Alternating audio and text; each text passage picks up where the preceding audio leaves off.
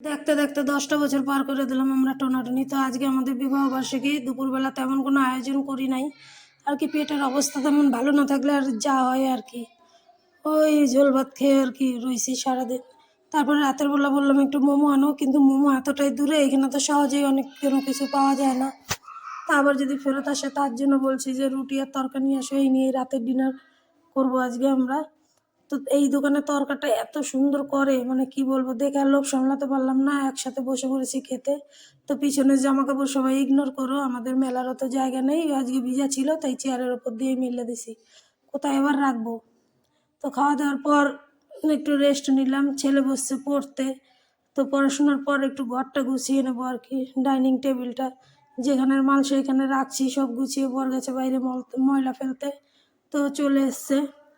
এরপর কি কদিন বাদে তো আবার আর একজন সদস্য আসবে, তারপরে এই 4 জন মিলে যে কি